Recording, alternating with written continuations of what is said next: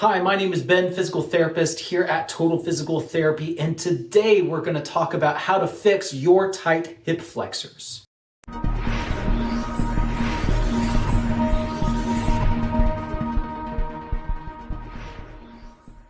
Earlier this week, I had a patient sit down with me, and she was describing a situation where another provider had told her that she had tight hip flexors, that she needed to stretch them. So she was coming to me asking my advice on what types of hip stretches she should be doing to be able to stretch out her hip flexors. Before I want to just randomly give people an exercise, we want to make sure that the exercise is actually, number one, appropriate for what they are presenting with. And so the first thing I had to do is I had to sit her down and I had to be able to assess if her hip flexor was actually tight. Now, in this particular situation, her hip flexor was not tight, but there are a lot of people out there who do have tight hip flexors.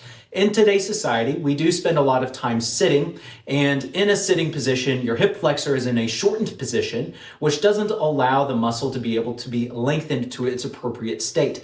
And if you spend a lot of time in this position, the muscle will get tight. So if you're wondering, do I have tight hip flexors? Well, this is the video for you. The test to see if you have a tight hip flexor is one that you can do at home and one that you should be able to do pretty safely on your own. What we do is we sit down on the edge of a bed. Then we lay back on the edge of the bed. As you're laying back, you're going to take one of your knees and you're going to hug it up towards your chest. The test is for the leg that you leave behind.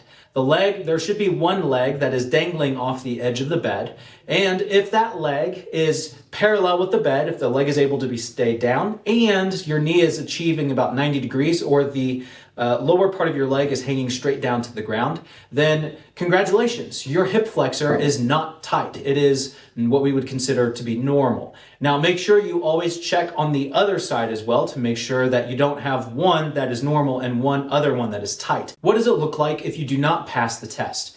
Essentially, as you lay back down on your back, one of two scenarios could happen. One could be that the upper part of your leg or your thigh is not able to be flat with the bed. It's not parallel. It's up at an angle a little bit, and the lower part of your leg is going to be hanging straight down.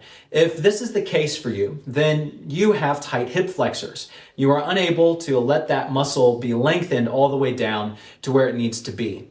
And so that could be one situation. Now, another situation could arise that if in this test position, if your thigh is parallel with the bed, but your lower leg is not dangling straight down to the ground, maybe it's out a little bit, then this is indicative of somebody that has a tight quadriceps muscle. The muscle that is on top of your thigh is tight. Now, if you find that you either have a tight hip flexor or a tight quad, what we need to do to correct this is we need to do some stretching. We need to hold stretches for a period of time.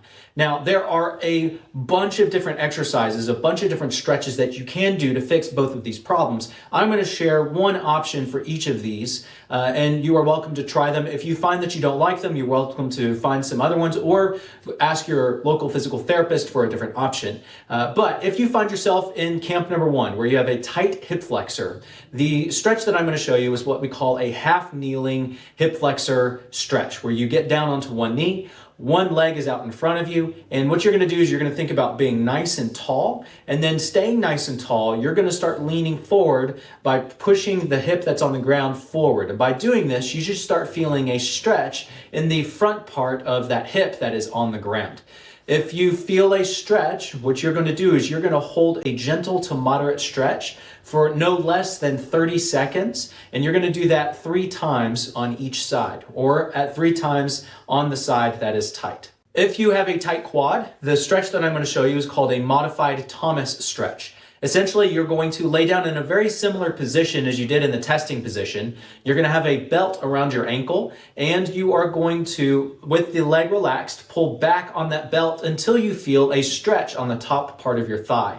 Again, you're going to hold a gentle to moderate stretch for no less than 30 seconds and do that 3 times for each leg that is tight. And just like anything in the body, the magic is not necessarily in the exercise, but it is in the progression. And so 3 sets of 30 seconds is a good place to start. And I would do that for, say, like 1 or 2 weeks and do that every day.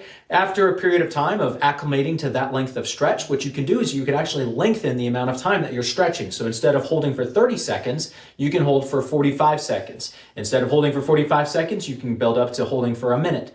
And your goal is to get up to where you're holding about 1 time for 3 to 5 minutes if your goal is actually to lengthen the muscle. Now, around the subject of stretching, there's always one type of question that arises, and essentially it goes like this. Well, I feel like I have tightness in my hip flexor, but whenever I test to see if my hip flexors are tight, I find that I have full range of motion.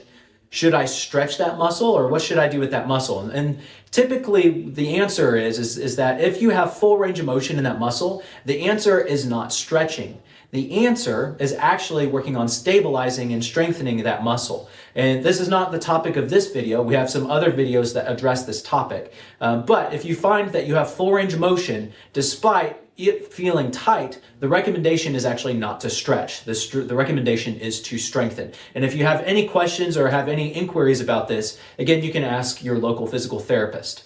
I hope you guys enjoyed the video. If you guys did, give us a thumbs up. If you guys have any comments or questions, leave those in the comment section below. And as always, I hope you guys have a great day.